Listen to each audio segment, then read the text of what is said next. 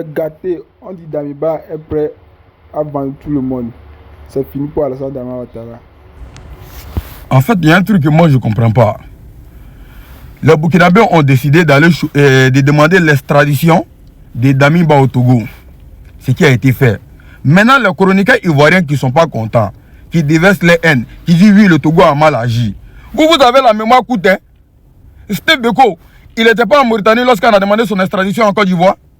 Bleu Goudé n'était pas au Ghana lorsqu'on a demandé son extradition en Côte d'Ivoire. Vous avez la mémoire courte, hein? En plus, le journaliste béninois qui a été extradé au Bénin, là, il était venu demander asile en Côte d'Ivoire. Mais nous, on l'a extradé au Bénin. Vous avez la mémoire courte, hein? Bizarrement, quand ça concerne le Burkina Faso, vous vous rappelez de toutes les conventions de droit. Mais quand c'est la Côte d'Ivoire qui agit de cette façon-là, là, c'est légal. Genre, on est chez les fous ou quoi? Vous comptez sur quoi? Nous-mêmes, on fait la même chose. Là, par contre, ça passe crème. Mais quand c'est nos pays voisins qui le font, là, comme cela, on s'érige en donneur de droit. En donneur de leçons. En tout cas, coup d'État qu'il voulait faire, il va leur expliquer ça au Burkina là-bas. Il va citer le nom de ceux qui ont financé cela. En tout cas, il ne faut pas le nom d'un membre de nos gouvernements sortir dedans. Hein, parce que eux là, on les connaît. D'accord. La famille, qu'est-ce que je vous avais dit ici? Je viens de recevoir une information, on dit Damiba, lui il est prêt à vendre tout le monde. C'est-à-dire tous ses complices là, pour une réduction de peine, il est prêt à négocier. Vendre tout le monde. C'est-à-dire, on dit même il propose de faire son témoignage à la télévision nationale devant le peuple Burkina Faso et le peuple africain. Pour une crédibilité dans ses dires, il est prêt à faire ça en direct avec les preuves à l'appui. Tous les petits détails. Je vous donne l'information. Je ne sais pas si ça sera confirmé et que les autorités burkinabées vont donner l'opportunité à Damiba de s'exprimer à la télé. Ça, je ne peux pas le confirmer.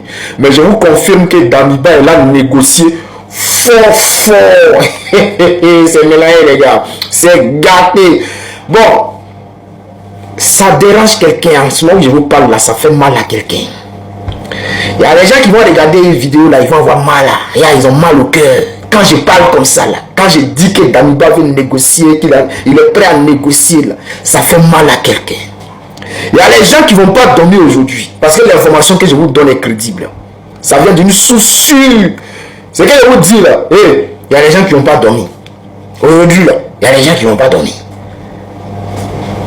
Donc Damiba, tout Dagbashi tu as fait dehors là. C'est toi qui es comme Bleu Goudé. Tu es comme Bleu Goudé. Tu es comme Stéphane Guibré. Hein? Damiba, champion.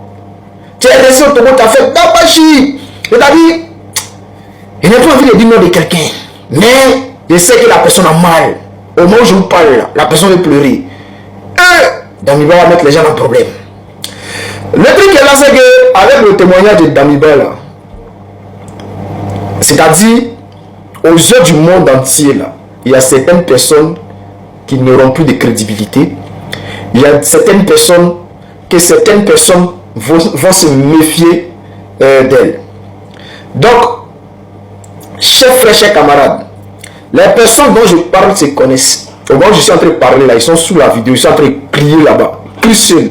Mais ce que je vous dis, c'est que la chute de Damiba là, Damiba a juré sur tout ce qu'il cherche, que lui ne va jamais plonger seul. Il a juré sur tout ce qu'il cherche, que lui ne va jamais tomber seul et qu'il ne va jamais plonger seul. Parce qu'il a beaucoup réfléchi, hein. Il a beaucoup réfléchi. On dit même qu'il veut tête à tête avec Ibrahim Traoré. Les gens, il veut faire asseoir Ibrahim Traoré pour dire que lui, il a beaucoup réfléchi. Et que lui-même, il a coopéré avec les autorités togolaises pour pouvoir rentrer au Burkina Faso. Parce que lui a beaucoup réfléchi. Le fait même de regarder ses frères se faire déjà, ça lui faisait quelque chose. Et qu'il a beaucoup réfléchi. Et que lui sait qu'il s'est fait manipuler. Il sait qu'il s'est fait manipuler. Mais ça ne prend pas. Dami, ça ne va pas prendre. Champion, tu as déjà les gens. Tu as participé à déjà les gens. Voilà. Tu n'auras pas la peine de mort, c'est vrai. Mais toi là, il n'y a pas de réduction. Il a dit toi même si on réduit ta peine là, il va rester encore 100 ans. Voilà. Il va rester encore 100 ans. Donc les gars, ce que je vous dis là, c'est sérieux. Hein? Damiba est prêt à vendre tout le monde. On dit les partis à faire, on dit il y a 10 durs où il y a beaucoup de preuves dessus. On dit il y a preuve même documentée. Papier, preuve papier. On dit il y a les plans qui sont dessinés où les gars devaient attaquer quoi. On dit Damiba a toutes ces preuves-là. C'est mélangé les gars. Je connais un tonton là. Il va live Bilal. Qui va regarder ma vidéo aujourd'hui, il ne va pas dormir. Je connais un tonton, il ne va pas dormir aujourd'hui là. Parce que l'information que je te donne là. Damiba là, c'est pas garçon, hein. Il n'y a pas fait le dire non, qu'il va partir, on va lui poser question, on va dire non, lui il ne connaît pas. Lui n'est pas. Non, Damiba est parti tranquille, chaud et dit. Vous savez, vous avez dit, c'est vrai, hein. Mais vous ne connaissez pas toute l'histoire. Hein? Vous n'avez pas toutes les informations. Essayez, vous prenez vos tabourets. Moi-même là, hein, il y a ma foi, non, et puis il a évangélisé. Sur tout ce qui s'est passé là, je vais évangéliser. Damiba même, il veut chaise royale, il va faire en soi le peuple du Burkina Faso, il va parler. Ça fait mal à quelqu'un, dites amen. Ça fait mal à quelqu'un. Et ça va faire mal à quelqu'un. Ça va faire mal à quelqu'un. Parce que tous les plans vont être déjoués. Ceux qui ont promis à Macron que eux là, eux vont enlever IB. C'est-à-dire dès qu'ils ont les mandats nets là, ils vont enlever IB là, c'est mort. C'est mort. Ouais. Les taux se resserrent comme ça, les taux se resserrent sur les gars là. Hein? Les taux se resserrent. Très bientôt. Je suis là et puis il rit seul. Damiba n'est pas le seul. Hein? Il y a d'autres militaires qui ont été contactés au Burkina Faso, qui sont dans le système burkinabé, qui ont fait croire à certaines personnes qu'ils allaient participer à déstabiliser Ibrahim Traoré. Déjà, et dernière information, Ibrahim Traoré. Les morts ont la peur, hein? Je vous jure, les morts ont la peur. Mais quand Damiba va prendre la chaise royale, qu'il va s'asseoir là, il va s'asseoir à la télévision burkinabé là. Et beaucoup vont pleurer. Ils ont commencé à pleurer, hein? Mais ça va faire mal à quelqu'un. Quand j'imagine un peu, bon, les gars, on est ensemble.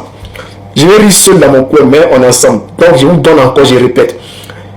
L'ancien président burkinabé Damiba, celui qui a participé à déstabiliser le Burkina Faso, est prêt à coopérer avec le gouvernement burkinabé pour donner toutes les informations nécessaires pour contrecarrer tous les plans des terreaux et les patrons que vous connaissez là, les patrons.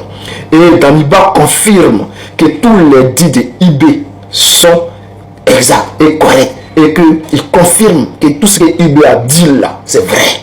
Maintenant, avant là, IB parlait en vain, il accusait certaines personnes et dit, Damiba confirme que tout ça c'est vrai. Il va citer encore nom d'autres personnes qui sont dans les pays à côté, qui participent là. Il est prêt à citer les noms. Mais cette fois-ci là, ça sera sur la chaise royale. La chaise royale. Procédons à l'examen des raisons pour lesquelles Alassane Dramane Ouattara panique. La première raison pour laquelle Alassane Dramane Ouattara tremble, c'est qu'en fait, il est connu comme étant le cheveu qui ne manque jamais dans la sauce, dans la soupe. Il est connu comme le plus grand déstabilisateur de la sous-région. Et il le fait toujours sur instruction de ses maîtres, les néocolonialistes français, dont il est un valet absolu, un esclave. Puisqu'il se gargarise d'être un gouverneur de la Banque de France, dans laquelle, de toutes les façons, il n'a jamais exercé une seule fonction de souveraineté. La Banque de France, comme on l'entend très bien, étant la banque de la République française, pas la banque des Africains. Donc Alassane Dramane Ouattara, quand il apprend que Damiba a été arrêté, craint qu'une nouvelle page de son histoire de putschiste, néocolonialiste invétéré, soit rédigée. Ça, c'est la première raison. Mais il y a une deuxième raison pour laquelle il panique, c'est que les éléments qui sont à la disposition de la justice burkinabé et qui ont été mis à la disposition de la justice togolaise indiquent que les principales sources de financement et les fournitures d'armes qui devaient être utilisées pour assassiner le président du Faso, Ibrahim Traoré, et restaurer un régime néocolonial à Ouagadougou, tout cela a été préparé et financé, et tout cela a été projeté sur le sol burkinabé à partir de la Côte d'Ivoire de Ouattara. Pourquoi Alassane Dramane Ouattara panique-t-il? Parce qu'il craint un nouveau grand déballage de sa vilainie, de sa méchanceté, de sa perfidie, de sa perversité à Ouagadougou. Voilà la deuxième raison Alassane Ouattara est impliqué dans toutes les tentatives de coup d'État de Paul-Henri Sandaogo Damiba jusqu'au coup, que dis-je, jusqu'au sommet de sa calvitie. Ouattara est trempé dedans des pieds à la tête. Et comme on le dit dans la belle formule de la langue populaire de l'argot ivoirien, Alassane Dramane Ouattara est dans pain. Pain brou. Il est dans pain. Donc la deuxième raison, c'est que la Côte d'Ivoire est l'État qui a joué le rôle majeur de base arrière active de la déstabilisation qui a valu à Damiba son arrestation. Mais maintenant, on va à une troisième raison pour laquelle Ouattara panique. Il panique parce que Paul-Henri Sandaogo Damiba, maintenant aux arrêts, et qui va donc être soumis à la procédure judiciaire dans son pays natal, eh bien le Burkina Faso, Paul-Henri Sandaogo Damiba pourrait décider de parler. Les faits ont déjà parlé. Les preuves qui ont conduit à son arrestation ont déjà parlé. Mais Paul-Henri Sandaogo Damiba pourrait décider de parler encore plus. Pourquoi? Il peut décider de parler encore plus, premièrement parce qu'il estime qu'il n'a pas bénéficié d'une solidarité suffisante de ses envoyeurs, à savoir Alassane Dramane Ouattara et les néocolonialistes français. Il peut estimer que le pressing qui devait être fait sur le président Faure Gnassingbé, sur le gouvernement togolais, n'a pas été suffisant pour contraindre le gouvernement togolais de ne pas le livrer. Il peut estimer que ses maîtres, les néocolonialistes français, et leurs sous-fifres, eh bien, de la CEDEAO, ont été ingrats envers lui. Parce qu'après tout, Paul-Henri Sandaogo Damiba est un soldat du néocolonialisme français et de l'impérialisme occidental. C'est un valet à la Ouattara, eh bien, des intérêts étrangers et contraires à l'Afrique. Il peut estimer que son propre camp l'a lâché. Et comme son propre camp l'a lâché, Paul-Henri Sandaogo Damiba peut décider de se libérer. Il peut décider de laisser parler son cœur. Or, s'il laisse parler son cœur, que de vérités vont surgir dans le tribunal militaire de Ouagadougou. Si Paul-Henri Sandaogo Damiba parle, s'il parle avec son cœur, s'il dit tout, Ouattara est versé, eh bien, tout cul dehors. Si Damiba dit tout, le cul de Ouattara est dehors. Donc, deuxième raison, pourquoi Alassane Dramane Ouattara craint. Si Damiba parle, mais Damiba pourrait non seulement entièrement et complètement mouiller Ouattara, mais il pourrait mouiller les alliés de Ouattara dans la sous-région et à l'international. Donc cette affaire peut tourner à un scandale, non pas seulement burkinabé, ça peut tourner à un scandale ouest-africain, ça peut tourner à un scandale africain, et ça peut tourner à un scandale géopolitique, diplomatique mondial. Et Alassane Dramane Ouattara se voit emporté dans une telle spirale, au risque même d'être considéré comme un amateur et d'être puni par ses maîtres pour ne pas avoir été capable de mener à bout et avec succès cette opération. Alassane Dramane Ouattara craint que Damiba dise tout et qu'on sache une fois de plus que derrière la vilainie de ce qui se préparait, il n'y avait ni plus ni moins que son faciès asymétrique et sa démarche en point-virgule. Comprenez ça? Voilà pourquoi j'invite les autorités du Burkina Faso à assurer une sécurité absolument implacable à Damiba. Parce que le principal ennemi de Damiba à partir de maintenant, c'est Alassane Ouattara. Celui qui a intérêt à tuer Damiba, là maintenant, c'est Alassane Ouattara. Si Alassane Dramane Ouattara peut avoir accès à Damiba, il va le faire buter. Parce qu'Alassane Ouattara n'a pas intérêt à ce que Damiba parle. Le Burkina a intérêt à ce que Damiba parle.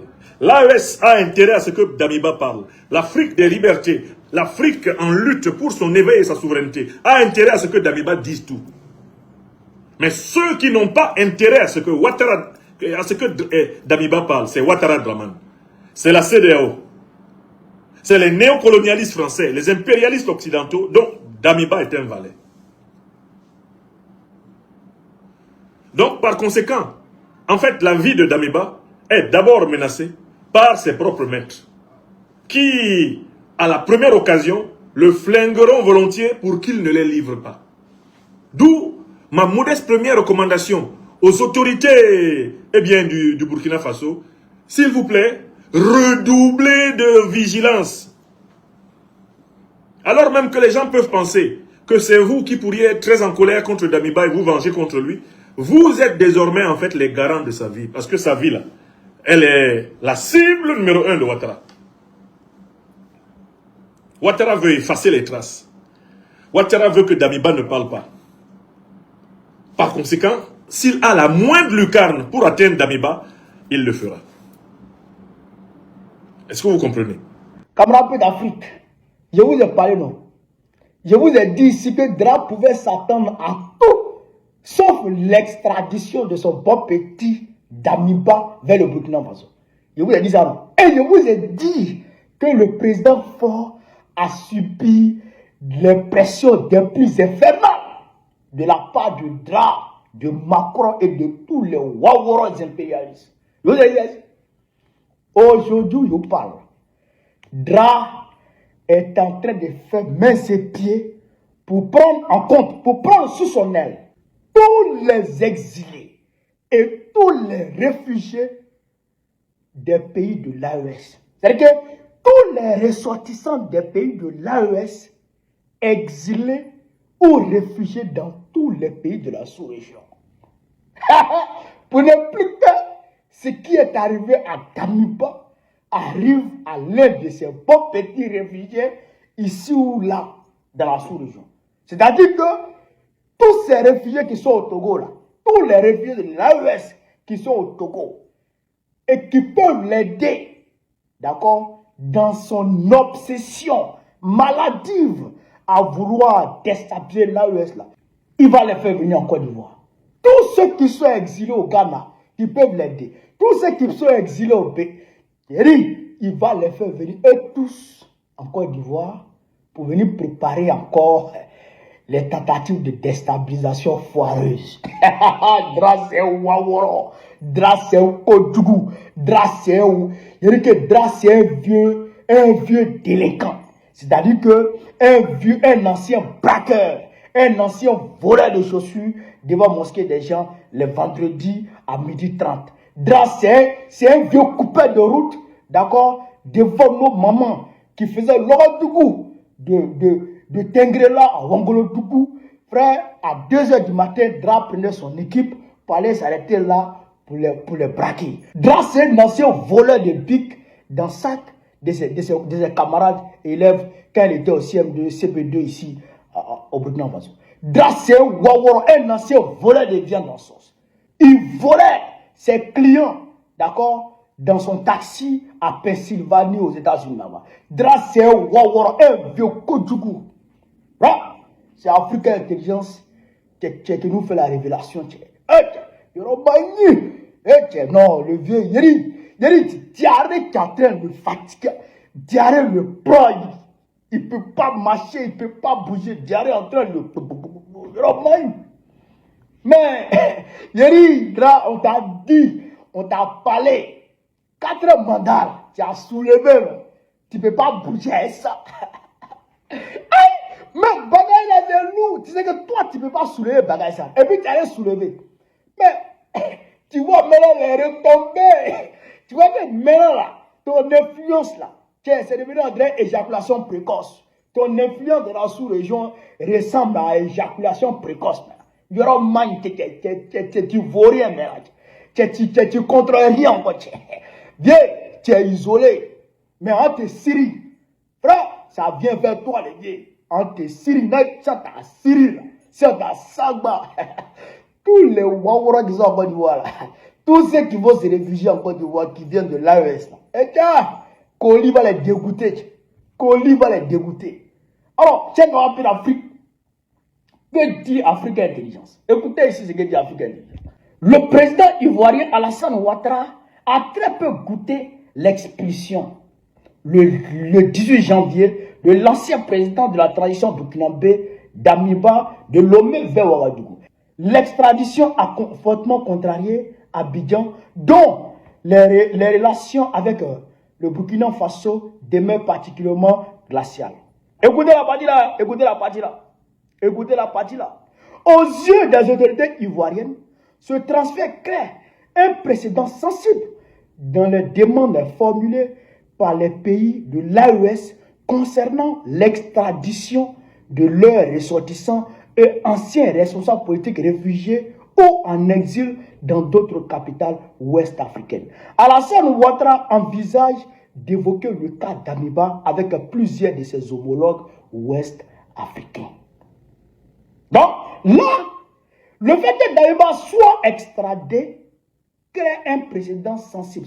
Ça veut dire que crée un problème quant à la demande formulée par les pays de l'AES concernant, d'accord, l'extradition de leurs compatriotes qui sont en exil et qui veulent déstabiliser leur pays. Le Mali a demandé l'extradition de beaucoup de Wawara qui sont en Côte d'Ivoire. Le Burkina Faso a demandé l'extradition de beaucoup de Wawara qui sont en Côte d'Ivoire. Le Niger, pareil. Mais il y a d'autres réfugiés encore, d'accord, politiques qui sont dans d'autres capitales, d'accord, qui sont concernés aussi par des demandes d'extradition. Donc, tous ceux-là, Draman Ouattara est inquiet pour tous ceux-là. Donc, lui, il va les prendre tous, Dieu pour les envoyer tous à Abidjan, Dieu pour les garder à Abidjan. Donc, Abidjan, c'est la capitale maintenant, d'accord, des déstabilisateurs de l'AES. C'est que, Abidjan était la capitale, mais Abidjan renforce sa position, d'accord, de première capitale pourvoyeuse de déstabilisateurs de l'AES. Est-ce que vous comprenez? Abidjan est la première capitale pourvoyeuse de terroristes contre l'AES. Maintenant, Abidjan va renforcer sa position de première capitale pourvoyeuse de déstabilisateurs politiques, militaires de l'AES. Donc tous les Wawara qui pirent dans la sous-région et qui veulent déstabiliser l'AES, Abidjan va les ramasser et tous. Même les Yagagali, ils vont quitter l'Algérie pour aller à Abidjan. Même les Amadou Koufa, ils vont quitter l'Algérie pour aller à Abidjan. Même les Argabas, et tous, ils vont quitter l'Algérie, ils vont aller à Abidjan. Et tous vont aller à Abidjan. Voilà notre pays. Voilà ce que Dra veut faire de notre péché. Et en même temps, j'apprends qu'il se fâche et il parle de droits de l'homme et ils disent que l'extradition n'est pas conforme aux lois et qu'il y a une violation ici et là. On dit que c'est les... Moi, je ne les écoute pas. Les gens de NCI, moi, je ne les écoute pas. RTI, là. Nous, depuis 2011, nous, on a arrêté d'écouter RTI. Nous, les patriotes, là, nous, on a arrêté d'écouter RTI. Ça ne nous intéresse pas. Donc, les gens disent qu'ils parlent mal. Ils attaquent les autorités burkinabées et les autorités togolaises quant à la procédure, d'accord, de cette extradition de Damiba.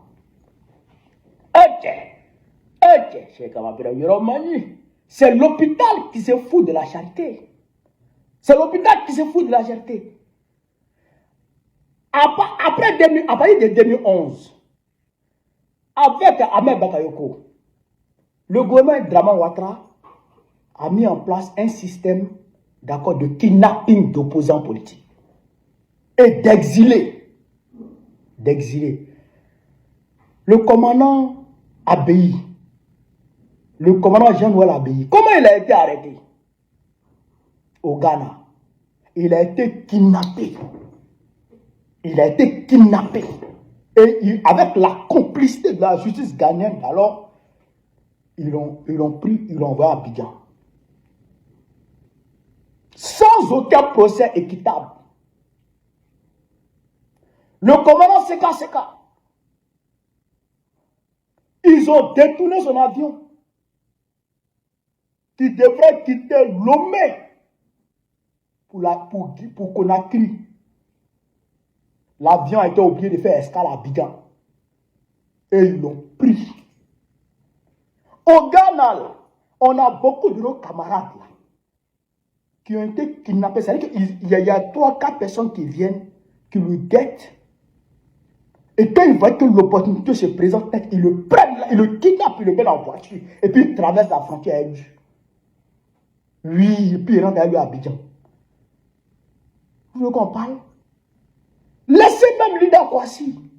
Laissez Lida Kwasi.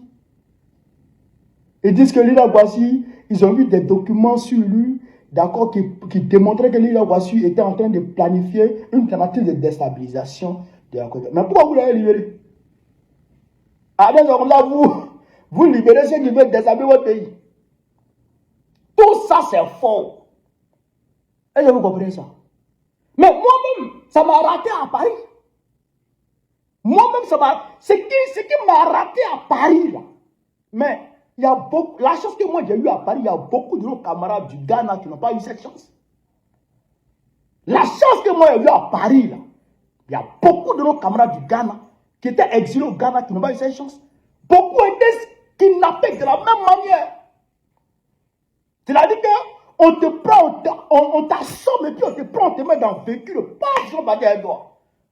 Mais grâce à Dieu, l'avion qui était venu me chercher de Paris à Abidjan, l'avion est retourné vide. Grâce à Dieu. Parce que quand ils m'ont assommé, donc moi j'ai dormi quelques secondes, je dirais 10 secondes. Le temps où ils me mettent en voiture, j'ai dormi quelques secondes, j'ai perdu connaissance quelques secondes. Comment tu m'as allumé? Mais quand je me suis réveillé, puis j'ai vu en cagoulé, frère,